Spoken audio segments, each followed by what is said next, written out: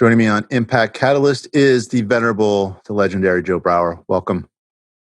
Hey, Joe. Thank you for having me. Sure. So we're hitting you at the hottest time of the year for you. You've had the 9/11 Remember Honor Support 9/11 breakfast now, and I've enjoyed going to them. They're so moving and so well done and so well put together, and to great benefit to the charities you support. So I just first thank you for doing that. It's been a treat to be around. Thank you very much. Honored to be able to provide it to our community, right? Yeah. So this year, crazy time. I mean, it's always a little bit crazy time this year, but now with the pandemic, obviously you've had to pivot. So how's the journey been? Let's go back a little bit, to March, April, May, and then work our way forward. So how did things roll then?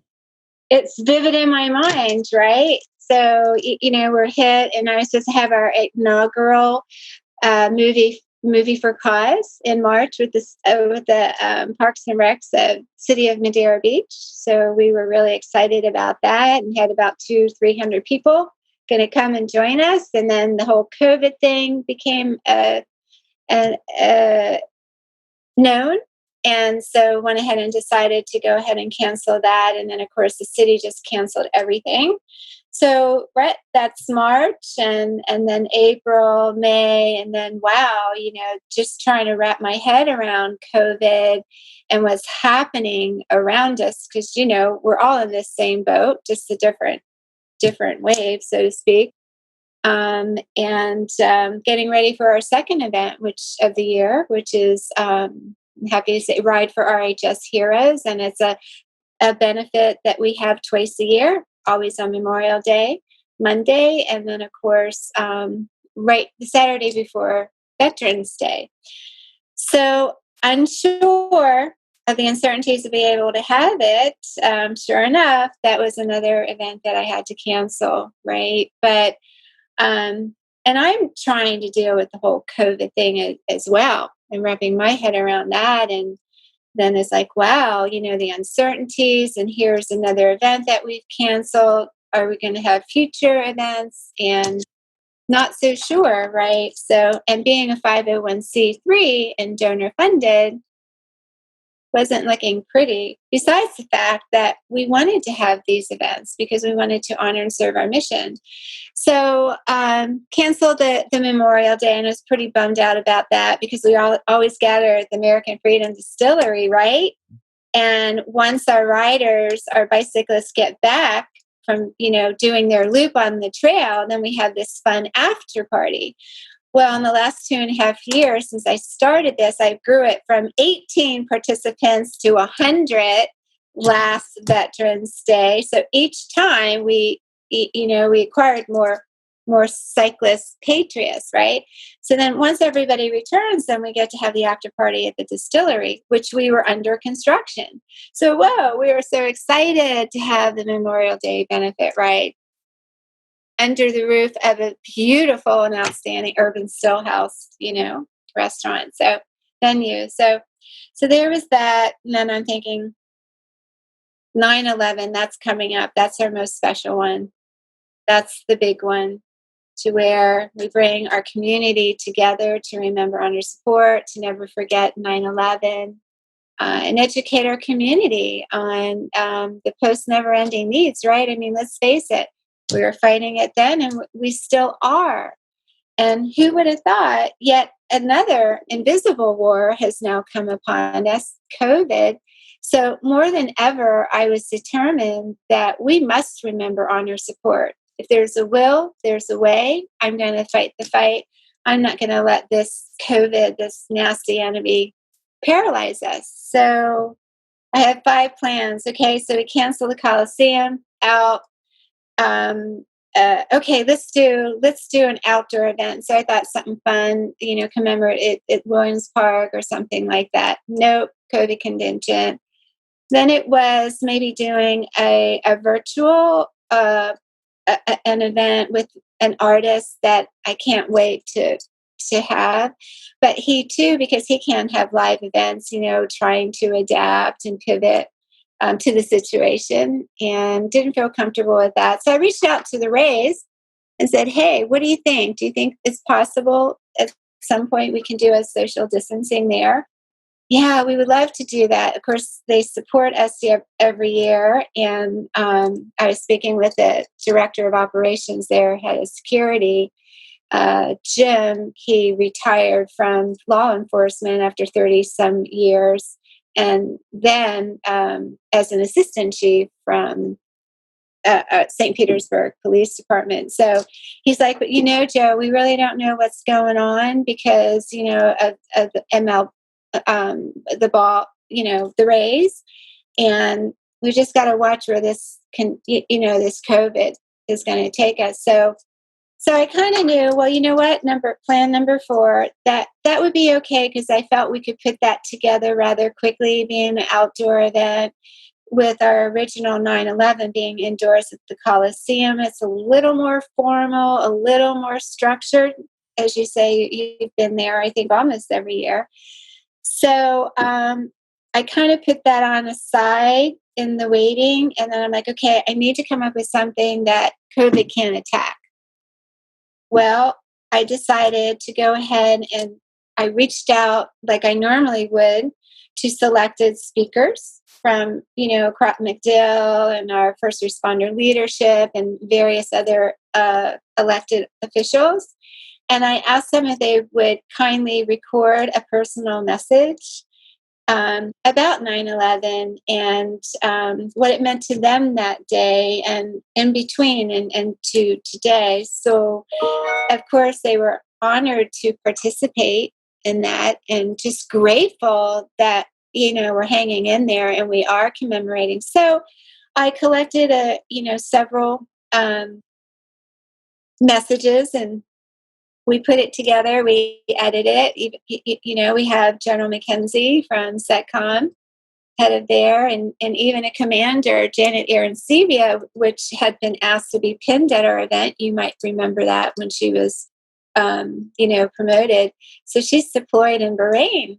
So she sent us a message along with a few others. So that is going to go live, recorded, but live on 9/11. And then being a donor, funded organization and we survived by help, raising funds from the generosity and the giving hearts of our community. Being sensitive to the socioeconomics of this, the consequences. I decided I wanted to. We're going to do an asking. But I also wanted to give something back. And I say that because there's so many people, there are a lot of people out there that actually were able to pivot their companies and their organizations and because of COVID and actually do quite well, selling PPE and things like that. But, but then on the other spectrum, there's also those people that can't donate. So I thought of a way to ask, but give back. So I came up with a few takeaways, sponsor, instead of selling sponsor tables, Joe, at our Coliseum, I decided I put together like 4 packages with some fun takeaways, right? So give back. And then, of course, those takeaways, say you sponsored one of those packages, you could gift it back to RHS, and that we would give it to our first responder heroes, one of those family. All the proceeds this year is going to go to Breaking Barriers, and it's a program that was developed at the end of last year. It's a direct service program to raise funds, financial aid for our first responders, well-being, mental health, and even educational programs. So we're pretty excited about that. We normally advocate other nonprofits that are doing great works within our mission and then hand them over a nice little check. But we felt also, even though that is kind of a service, that's how John and I started it, but also we needed a direct service program as well. So I thought our first responders would be ideal. So, and then there's other ways I developed it. I had my team. I'm like, look, at our Movie for Cause event, I was going to do a big raffle, right? and we're going to raffle off a green egg. So there's like a board that has, you might have heard of the 100 tiles or blocks, right? And then for $20 or whatever, you pick that number and right. And then we raffle it off. Well, I asked my team if we could turn it digital. We did. So now I have 2 virtual raffle boards. So I have one, I think I call it Eat, Play, and Repeat or something like that. So it's got some fun games and yard games, right? I wanted to send some positivity out there. And then and some great gift certificates from some of our proprietors, from our downtown area. Then there's a 50-50 board. So we have those 2, the Rays, the virtual, and then a young man reached out to me. He was given our name, our name and phone number from another nonprofit that we support, St. Pete Police and Fire. You might remember we raised some funds for them last year. And said, Joe, this gentleman called me and he's got this thought, and we thought it best, to send them your way because you guys are all about 9/11. It was in your charter. So I talked to this young gentleman. He and a group of men and women had heard that the city of New York, they weren't going to be able to light the tower, the lights in honor of the towers, right? And he was crushed. He's like, oh my God, that's terrible. We need to do that. St. Pete needs to do that, right? So he was on a quest for that. In the meantime, before he got to reach me, the Tower to Tunnels or Tunnel to Towers group, they stepped up and they will be honoring, the Twin Towers, lighting up the lights. But anyway, the gentleman, we talked, and it was like a no-brainer. They needed a little assistance and such, and we decided to partner. So at 9/11 that evening, Friday evening, we're going to light up those sky tracker lights in downtown St. Petersburg, and they're just going to shine bright to honor, the Twin Towers and 9/11. So in addition to the Tropicana turning their dome red, white, and blue after the game. Wow. How cool is that? That's very cool. So one point of clarification, so people don't. A green egg is a grill, so it's not an actual egg. Yes. Yes. So let's lay out the day then. So if we want to know all that's happening on 9/11 from Remember, Honor, Support, what's the day look like? How's it progress, and then how can people plug in? Okay, well, as soon as they get up in the morning, they can go to our website, Remember, Honor, Support, and listen to the video and all the other different things. Okay, so we got that, and that's just going to roll until probably October. Then our live event with the Rays as our co-host, it will be in Tropicana Field, parking lot 7. The lot will open at 8. The ceremony will begin at 8:30 and conclude at 9:30 a.m. So, you guys, we want our attendees to come and grab a cup of Joe and a donut and commemorate with us. There'll be a lot of, I've got some great military static displays. Of course, we'll have our first responders out there with the big fire truck like we always have in front of the Coliseum. Have some great guest speakers. I have Secret Service Gregory Murd. He'll be talking. He was with the president when President Bush got the memo in Sarasota that the towers had been hit. So, and then he was sent a few days after that. He was the in charge person for 9/11 search and rescue. Days after that. Very, very powerful. It will be. One of the other guest speakers will be Scott Neal, which I think most of us know, aka the Horse Soldiers, American Freedom Distillery. Special Forces retired Army. So he'll be speaking as well with us.